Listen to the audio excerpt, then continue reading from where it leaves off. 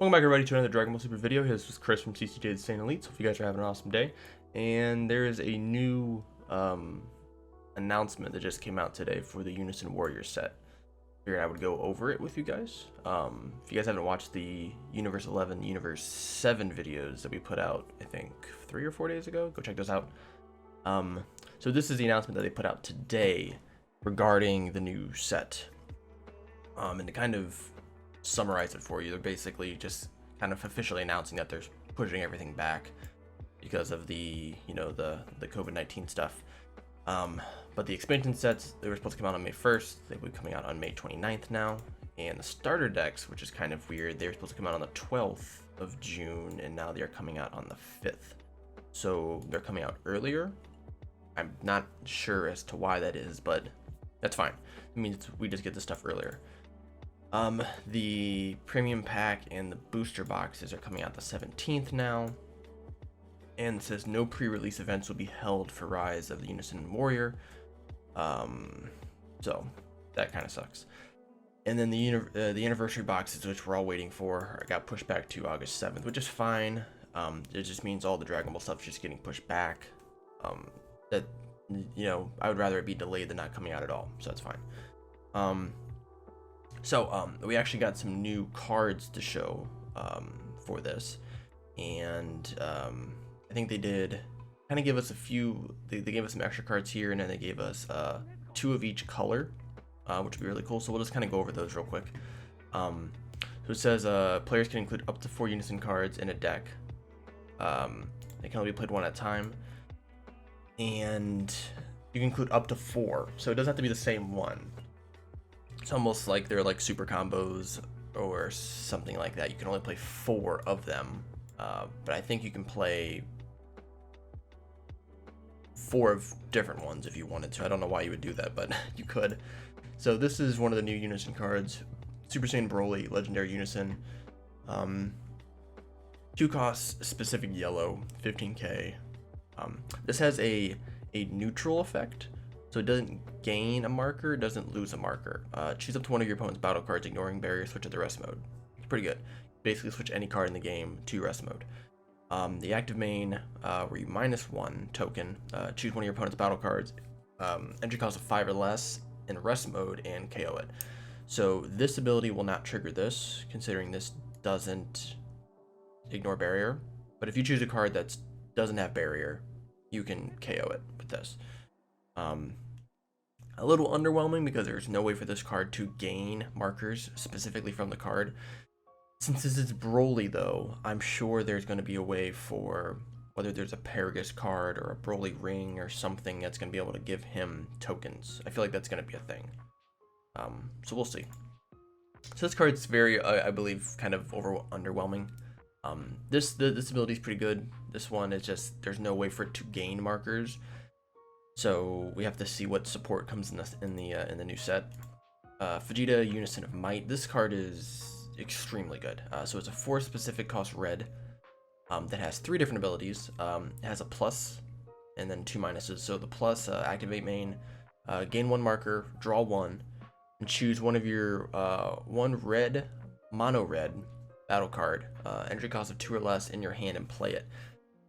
There's a lot of red cards that you can play.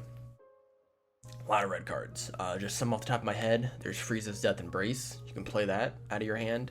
So basically, you're playing this. You can activate main, draw a card, play that, draw another card.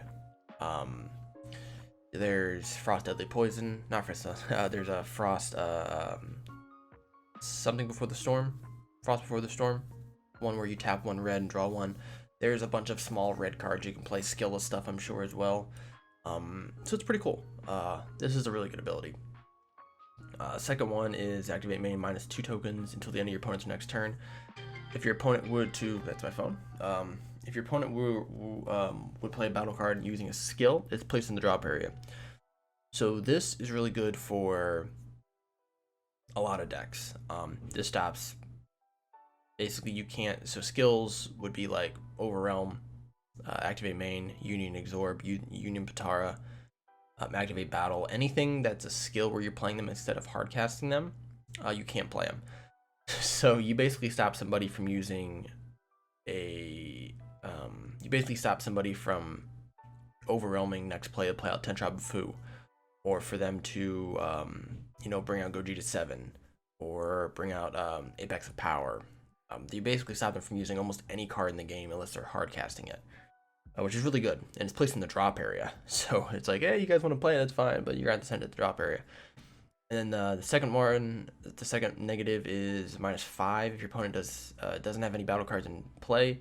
Deal 1 damage to your opponent. So this is a Indoor 21 a Bad Omen, respectively, for red, where you basically just deal 1 damage to your opponent. Now, the minus is that you have to charge if you have to cast this card for 5 energy. So 4 for red and then 1 for the marker. This card, then when you use this, you're gonna have 2 markers. It's gonna take a while to get to 5. So this is kind of a late game card, I feel. And like I said, unless there are extra cards or something where you can gain markers specifically for these cards. Those haven't really been announced yet. I'm sure there's something, so we can find that. So here it kind of explains a lot of the Unison card stuff. And Unison cards have an X for their energy cost, meaning they can pay any amount they want as long as they meet the specific cost. And this acts as the card's key or energy, which I guess that's what they're calling it. When Unison cards run out of markers, they go to the drop area. Talked about how they have skills that will add markers or remove markers. That part we've kind of known. So like I said, with this card here, not that one. You have to specifically cast him for 4 red, and then anything you cast after that will gain a marker. So he has to cast for 5 to gain 1 marker. It just doesn't seem very good. Let's see, anything else important, super important in here. This is kind of cool. So they changed the rarity rates. So there are going to be 23 SRs and no campaign rares, which is great because we haven't had a good. We've had like 2 really good campaign rares. The one from set 9, all the extra cards, those are really good. And then the campaign rares from Draft Box 5. Obviously, Draft Box 4 had really good ones as well, but there hasn't been a really good amount of them. So taking them out, I think, is good. I don't think we need them. Just add more SRs. Everyone wants that anyways. And then they're packing a guaranteed bonus SR or SPR in each box. So pretty good. That means you're guaranteed to get an extra SR or an extra SPR. So a total of, 8 total then, I guess? They're talking about how starter decks are going to be, I believe, $10 now, instead of some of them 12, some of them 18 or whatever. And they're showing off, so basically 2 of the big characters in this set is going to be Omega Shenron and Super Saiyan 4 Gogeta. And one of those SRs being Super Saiyan 4 Gogeta Peerless Fusion, the 10 drop, 45k. Obviously, we don't know what skills it has yet. I'm assuming they're keeping those hidden for now. But if the other SR is going to be possibly Omega Shenron, that'd be pretty dope. We've already seen, I think they released an Omega Shenron Unison card tease in the trailer, but it obviously didn't have any abilities on it. So red is so I like how they did this. So they showed off 4 different colors, and each color represents a different era of Dragon Ball. So there's red, there's for Dragon Ball, blue is for Dragon Ball Super, green is for Dragon Ball Z, and yellow is for Dragon Ball GT. And then they didn't really show off black too much, just kind of talk about there's a starter deck that resembles a lot of black, which I believe it's Baganks, the fusion between Trunks and Vegeta, which is pretty cool. So for red, we have a new Yamcha leader, pretty awesome. Supersonic Striker. When this card attacks, look up the top 2 cards from your deck, add 1 red card, so it doesn't have to be a battle card. Energy cost doesn't matter, just a 1 red card among them in your hand, and then place the other cards, place the remaining cards in your drop area. This card gets 5k for the duration of the turn. If you have a red Unison card in play, when your opponent takes damage from a non-keyword skills on your opponent's battle cards or union cards, deal 1 damage to your opponent. So there's a SR Yamcha, I think it's at 100%, that's what it's called, where when you attack a battle card, if you KO a battle card, this Yamcha deals 2 damage to your opponent, so this card would make it deal 3. So it's kind of some weird burn damage that they're adding. I'm interested to see what sort of support they add for Yamcha. The red Unison that they're showing off is Vegeta Elite Unison. Auto when this card attacks, add a marker to it, then choose up to one of your opponent's battle cards and it gets minus 5k for the turn. Very, very good. Activate main, choose one of your opponent's, choose one of your red battle cards or leader cards and it gets 5k for the turn, and can attack your opponent's battle cards in active mode. That's very good. So this basically gives the effect that the SR Yamcha card has. So that's pretty cool. Actually, this actually gives the same exact effect as the old Yamcha leader, I believe. It had like a sparking effect or something.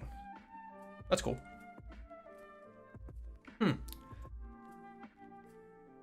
Pro Bulma tag team. How funny.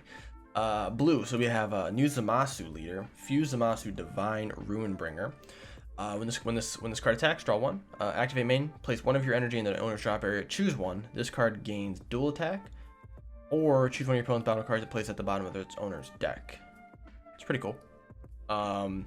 So the Zamasu engine normally is about ramping. So I believe the Fuse Zamasu, the other leader, I think it's about kind of like self-sacrifice, like you're taking life away to deal stuff. This is you're taking your energy away to deal stuff. So I'm sure it's gonna have some high ramping effect in the deck, with maybe some new support for the Zamasu we currently have, and it will allow it to, like, you know, self-use energy, kind of like a Android 21, Android 18 sort of deck. That's kind of cool. Zeno Cosmic Union. 9k power. Okay. Activate main, +2. Your leader is mono blue. Place the top card of your deck in your energy. Can't place cards in your energy area for the turn. Then at the end of your turn, place the card you place in your energy with this skill in its owner's drop area. Okay, so this is allowing you to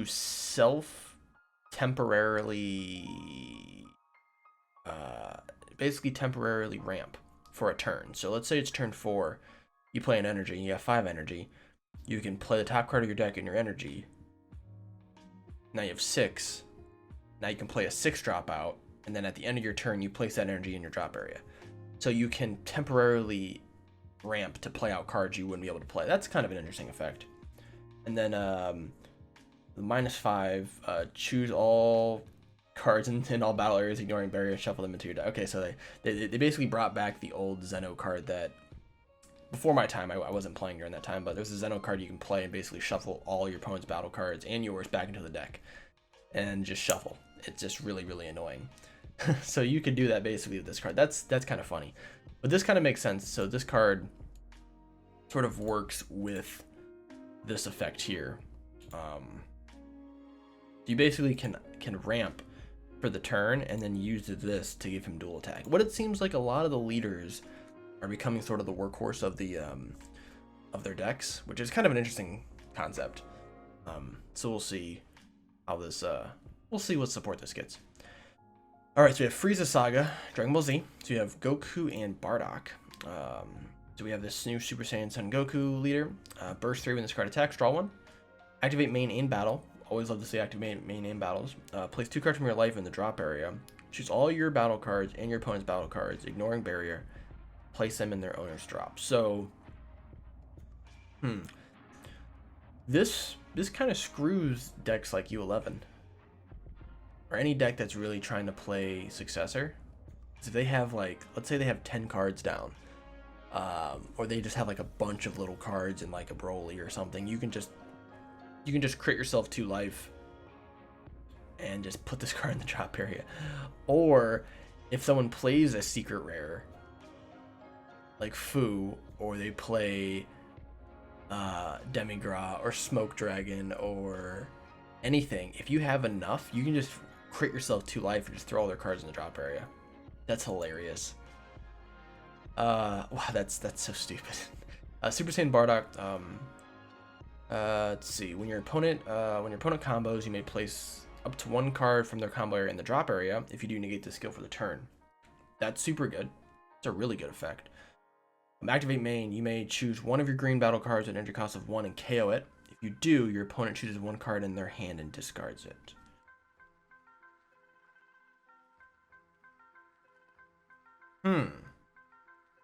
Okay. This has some interesting interesting synergy. This works with the old Surge Q engine a little bit with Krillin.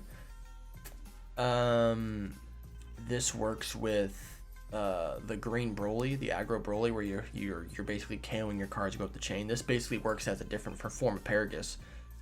That doesn't leave like because I know with Broly you can only have 2 battle cards in play, and with this card, this allows you to basically you can just use another battle card. You don't have to have another battle card in play. You can just use this and just KO Broly. That's really good.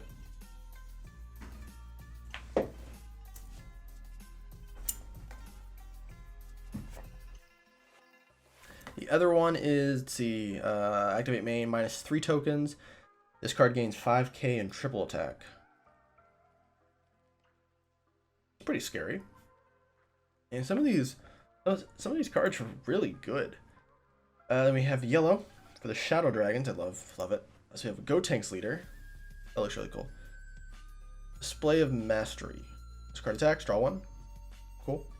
Once per turn, when your opponent activates extra card, draw 1, then choose one of your opponent's battle cards to switch to the rest mode. Once per turn. So this is your turn and your opponent's turn. Yeah, it's pretty good. That's pretty good. When you activate Union Fusion, this card gets 5k and 5k and crit for the turn. Okay, so this obviously you're gonna be running Union Fusion stuff. And we got a Gogeta. That looks amazing. It's an awesome SR.